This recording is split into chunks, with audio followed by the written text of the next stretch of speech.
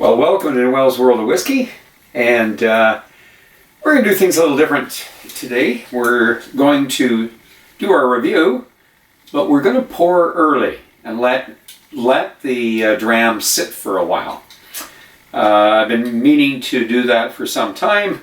I think it's better for reviewing any new bottle, and this is a new bottle. And what is it?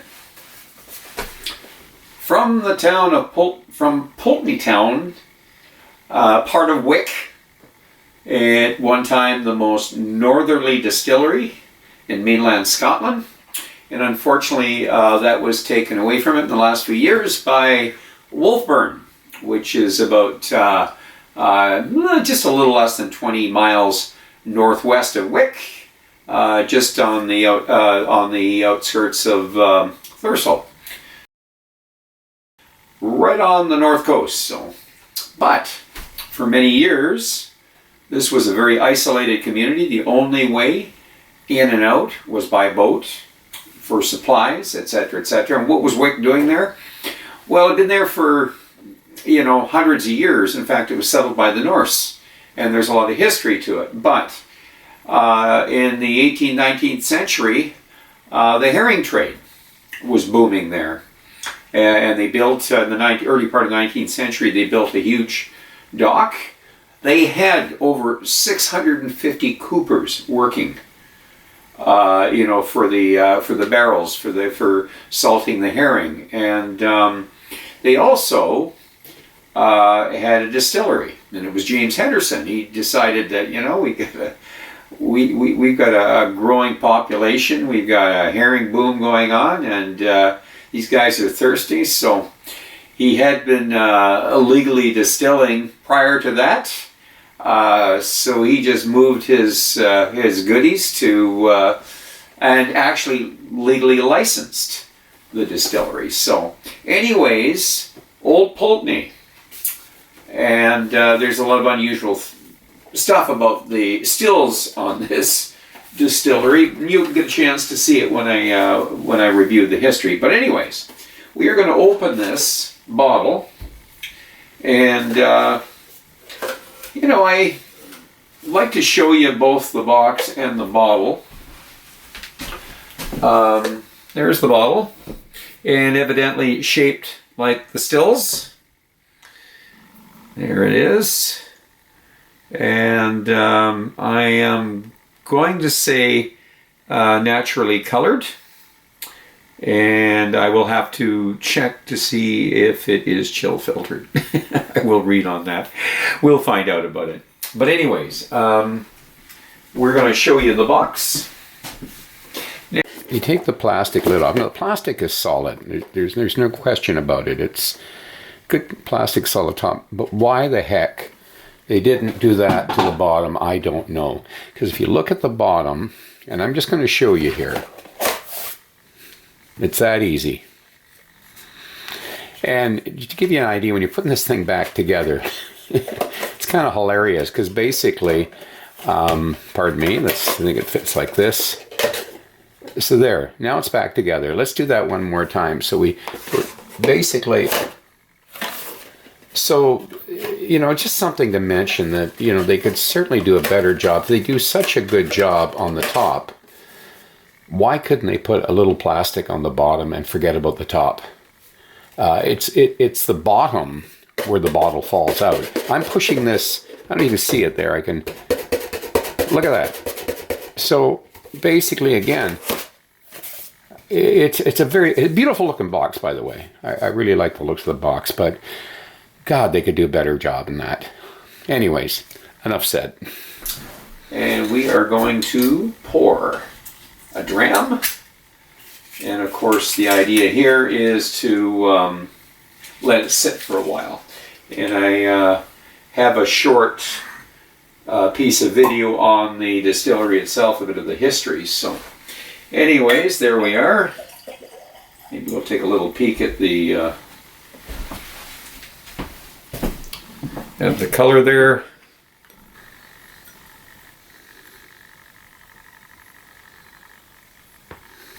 So we're gonna let this sit for a few minutes in that. 10, 15 minutes. 15-year-old fresh bottle. I like the idea. A minute per year. At least give it 10 minutes, and let it breathe for 10. But I think I'm going to go 15. So, anyways, we'll see you in 15 minutes.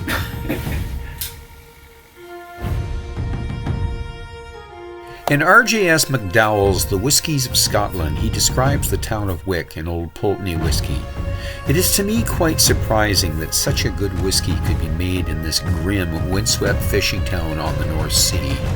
James Henderson had previously run an illegal distillery at Stempster, but saw the need for a distillery with the growing herring fishery in Wick, so he built and licensed Pulteney Distillery in 1826 in Pulteney Town. The Henderson family sold the distillery to James Watson, and 2 years later it was owned by Dewars and Sons. But then the people of Wick voted to be a dry town. That lasted for over 25 years. The distillery went through numerous ownerships, including Hiram Walker, who rebuilt it in 1959, and then sold it to Allied in 1961. Allied Domac sold it to Inverhouse, now part of International Beverage. The herring fishery may be long gone, but Old Pulteney is still alive and operating today. The malt grist from the 90-year-old Porteous mill is fed into a 5-ton stainless steel semi-loader mash tun with a copper dome. There are several mashes per day, and that feeds into 6 23,000-liter washbacks with a fermentation time of about 60 hours. The flat-top 16,000-liter wash still, called the Smuggler's Kettle, has a massive bulbous reflux bowl which produces a 30 to 35% low wine. This is fed into the 13,200-liter spirit still, which produces a new make spirit of 68.8%, which is then cooled in the stainless steel worm tubs. The whiskey's lighter character contradicts the wash still's massive reflux bowl, and has a uniqueness of flavor unlike any other distillery in Scotland. Most of the casks used for Old Pulteney are ex-bourbon barrels and some ex-sherry butts. They have started to expand their stock of sherry casks for future bottlings. Another seasoned veteran and well-known in the whiskey industry is Malcolm Waring, the Old Pulteney distillery manager.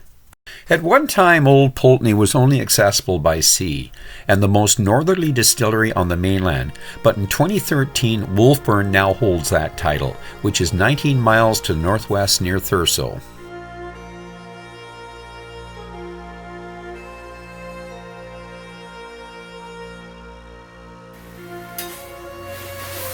Okay, we're back at it.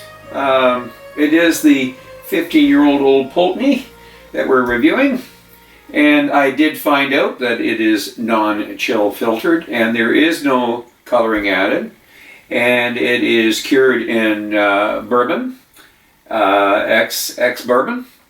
It is also finished in Oloroso. So they have been working on their Oloroso casks, building up their casks. They've been primarily American bourbon cask whiskey for many years, and they had a few of the Spanish oak sherry casks in that, but they are now trying to increase their, especially with their future bottlings, increase their sherry casks and sherry butts and that. So anyways, let's give this the nose.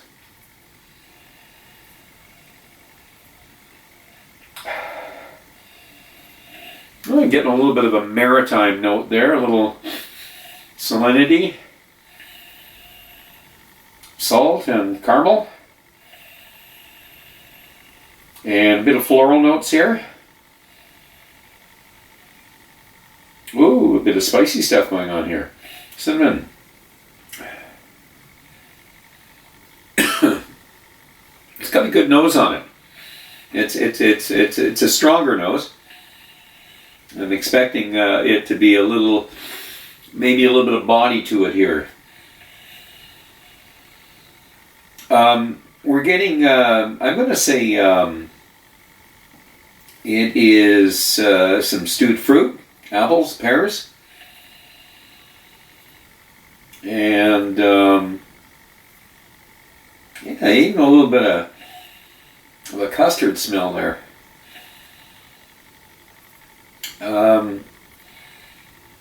Even something savory there. Now this is cooled in the worm tubs, and I almost identify with worm tubs. It always has a bit of the savory notes, but you saw the history, and also when I gave you the information on the stills. I mean, they have some of the most unusual stills in Scotland, especially the wash still. It is basically one big bulbous reflux bowl, and it's squared off at the top. You know, it's got a long lin arm and that, but you'd expect a real heavy body. You know, lots of character to this with that type of wash still, but. Let's give it the palate. So much.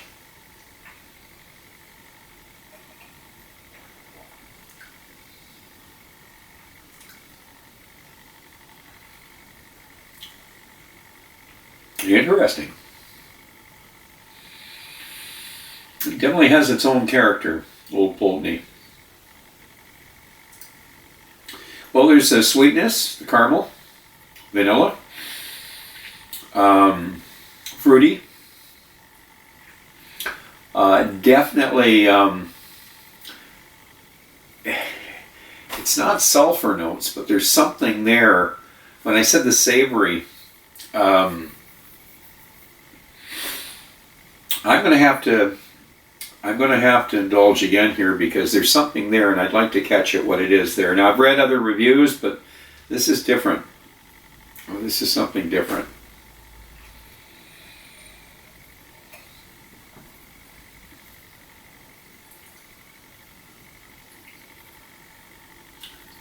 It's going to come to me sooner or later, but the familiar stuff, you know, your fruits, your dark fruits and all that, but the spices are quite a bit stronger than other, like the 12 presentation that I'd had, you know, not more than probably a year ago.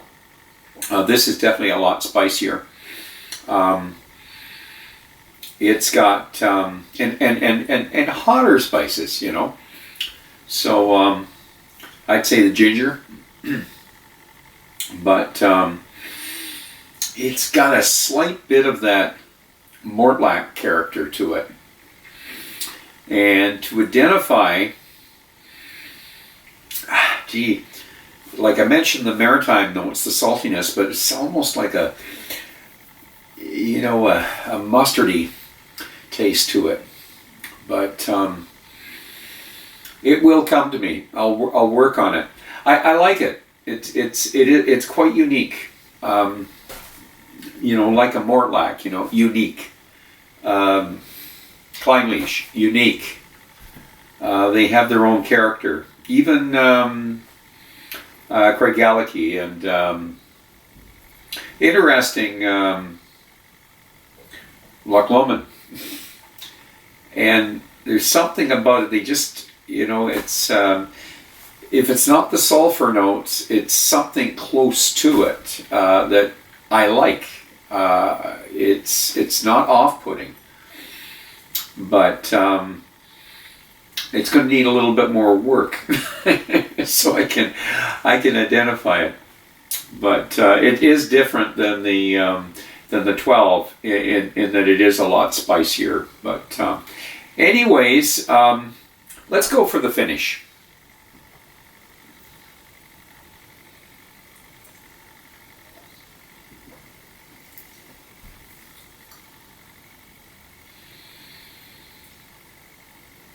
So it is quite viscous, oily, and I think that was what we identified with the Mortlach. Doesn't quite coat like a Mortlach or a Clynelish. You're not getting that heavy coating. It is lighter. but there are some layers, and I haven't completely identified them, I'll be honest with you. More familiarity with Old Pulteney. Like I say, the only other Old Pulteney I've had is the 12. I have not had the Hadard. I believe that was named after a street in Pulteneyville, or Pulteney Town. I think that when you get to know a Scotch, you've sampled the different bottlings, you start to get better at identifying with the different layers and that. And I'll be honest with you, I'm learning here. I'm learning Old Pulteney, and I kind of like it. It's not heavy body, but it's got enough to it that it's got a signature, a character to it. And there's one thing that I'm still working on to identify. I can identify with the fruits, the dark fruits, the raisins, the caramel, the familiar stuff that you would be familiar with. But there's something deeper in here, and besides the ginger and the baking spices. I mean, there is some malt going on. I know they use optic malt, but granola. There's some granola stuff going on, and it could be maybe if you could spice up the granola a bit. Maybe I'm trying to identify a spice that is somewhere deep in here that just gives it just seems to give it something extra. I mean, the salinity is there. There's no question about the proximity with the ocean. You can taste it in the drink, but this is a non-peated whiskey. So that's what makes it quite unique. I think we better add water. So, water, we're going to give it I think she can take the normal amount here. We'll put a few drops in there. And that was more than a few. That was probably four drops at least. 4 drops. See what we can discover here. Now, I don't write notes down or try to copy other people's reviews. That's why every once in a while I might get stuck when I'm trying to identify a specific thing, and that's when I'm searching for it. What was it that I kind of found it for brief moments of time there, and it seemed to be, it would hide and then it would come back out, and let's see if we can find it.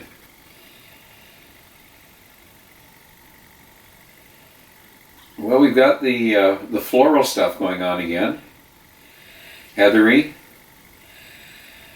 and the salt, the maritime notes, and there is some richness to it. And you've got the apples, the pears, and mixed in with the stewed fruit. So you got dark and you got the white fruits and the dark fruits. And I'm going to say you got some strawberries. So you've got a mix. You got 3 different types of fruit going on here. And that was with the water there. It really opened it up. That mustardy stuff, it's there. Anise and a bit of mustard. Anyways, with water.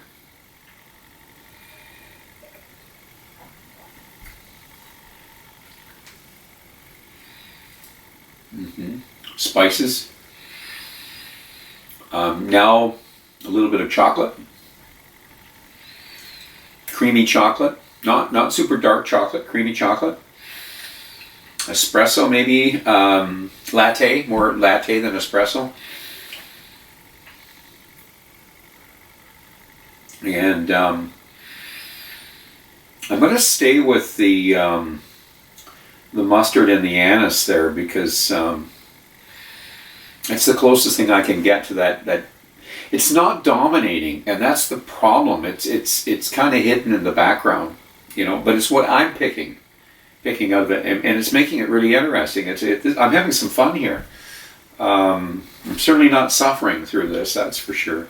Some sherry notes there, but I think the bourbon cask influence is much stronger, and I think the worm tubs have a lot to do with that unusual taste I'm getting, because every time I am reviewing something that has worm tubs, some distillery that has worm tubs produces something that I like. Worm tubs, I know that I like what they produce, and there's some similarities, but they all are unique. Mortlach, very unique. Craigellachie, unique. I think that what you find with worm tubs is it's a traditional way of cooling. They're obviously a lot of maintenance on worm tubs. That's why they've discontinued them in a lot of distilleries. But I think it offers a lot more to the distillate, to the character of the distillate. That's my own opinion. And it's just from what I've experienced with it. So, and some, like I think it was Dalwhinnie, I believe they went back to worm tubs after getting rid of their worm tubs because they couldn't produce that product that they had that was successful. And I believe that was Diageo, for gosh sakes, that did that. So that says something. This is a really good dram. It deserves a decent score. There's nothing off-putting about this, but it has some unique character to it. Anyways, I'm going to give this an 86. And I'm going to say that it's an honest 86. I recommend this. I think it's well worth the investment. I'm glad I bought the bottle. And so I'm going to leave you with, yes, it's a good whiskey to explore. Old Pulteney 15. So, I'm going to ask you to drink wisely, drink intelligently, do not drink and drive. Until the next time, so long.